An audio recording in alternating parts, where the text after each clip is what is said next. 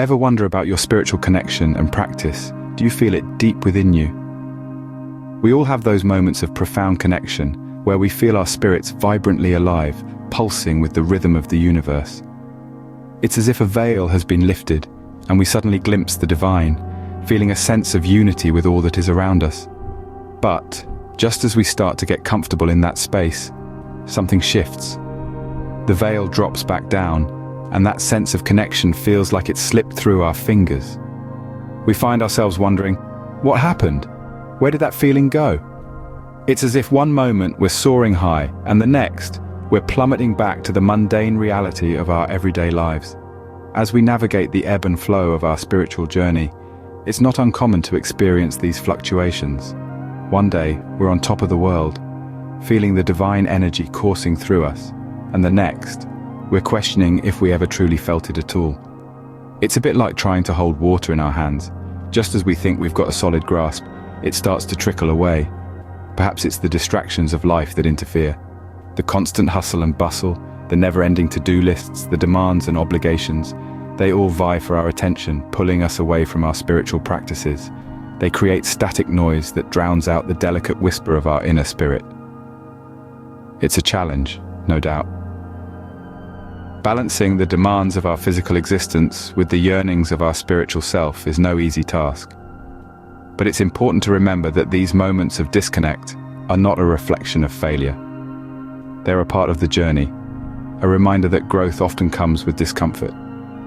Yet amidst these struggles, remember, you are never alone on this spiritual journey.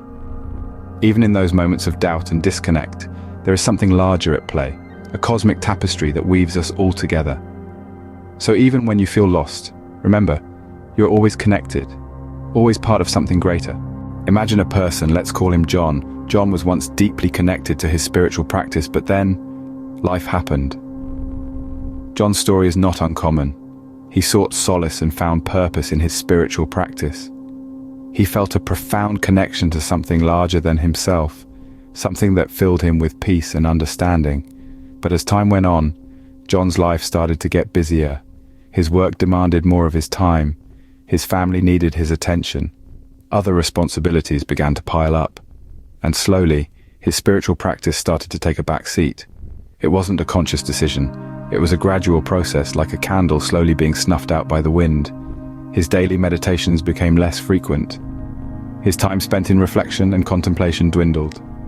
The moments of quiet serenity that he once cherished became fewer and farther between. John's spiritual connection, which was once as clear as a beautiful sunrise, started to fade. It was as though a thick fog was rolling in, obscuring his view, making it harder to feel that profound connection that once brought him so much peace. He began to feel adrift, like a ship lost at sea. His once vibrant spiritual life seemed to be slipping through his fingers like grains of sand. His spiritual practice, which had once been a source of strength and solace, now felt like a distant memory. John began to question his path. He felt alone, disconnected. He wondered if he had strayed too far, if he had lost his spiritual connection forever. He questioned whether his spiritual practice was worth the time and effort, if it was even making a difference in his life. But here's the thing, John's story is not the end. It's a chapter, a moment in time. It's a struggle that many of us face in our spiritual journey. It's a reminder that our spiritual connection is not something that can be taken for granted. It requires effort, dedication, and above all, balance. John began to question his path, felt alone, and wondered if he had lost his spiritual connection forever. But remember, this is not the end of John's story. It's a crossroads, a turning point, and just like John, we can find our way back. But John, like all of us, had the power to overcome his struggles. John was not unique in his struggles, and neither are we. His journey back to spiritual connection began with him finding balance in his life. How did he do it? Not by drastic changes or grand gestures, but by making small adjustments every day. He started to understand that the busyness of life, the rush, the chaos, all of it was just a part of life's grand orchestra. He began to see the beauty in the chaos and found peace in the midst of the storm. He learned to be present, to truly experience each moment. The taste of his morning coffee, the feel of the breeze on his skin, the sound of laughter, all these became his anchors in the present moment. John realized that he was always connected, that the world around him was a part of him, and he was a part of it. The trees, the birds, the stars, they were all expressions of the same universal energy that flowed within him. He started to see the divine in everything and everyone around him. This realization was profound, and it transformed his perspective. However, recognizing this connection was just the first step. John had to learn how to maintain this awareness amidst his day-to-day life. He started by setting aside a few minutes each day for meditation, just to sit in silence and soak in the energy of the universe. He practiced mindfulness, being fully present in whatever he was doing, whether it was washing dishes or working on a project. He trained himself to focus, to not let his mind wander into the past or the future. Through these practices, John found that he could live his day-to-day life without losing touch with his spiritual connection.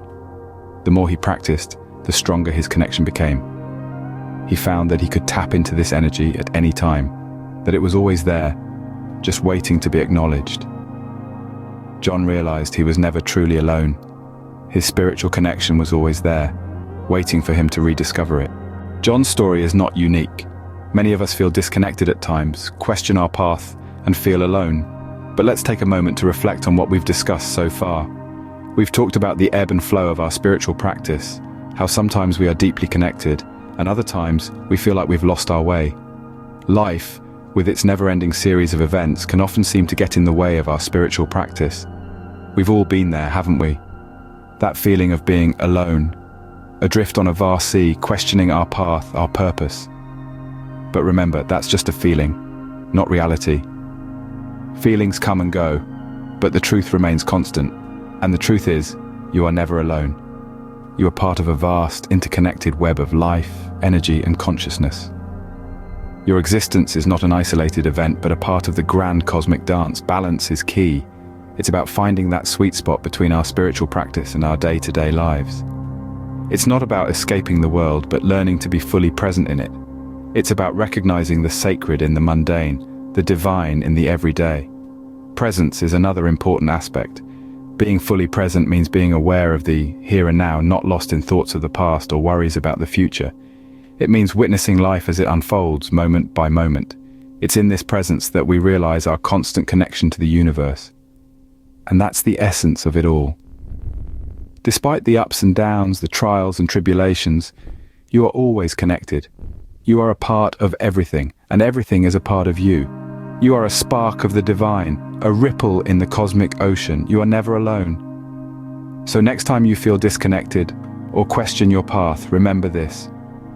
Your spiritual practice is a journey, not a destination. And on this journey, you are never alone. Now that you've walked with John on his journey, it's time to reflect on your own. Just like John, you may also experience times when you feel incredibly connected, and then others when you feel as though you've lost your way. The important thing to remember is that this is all part of the journey.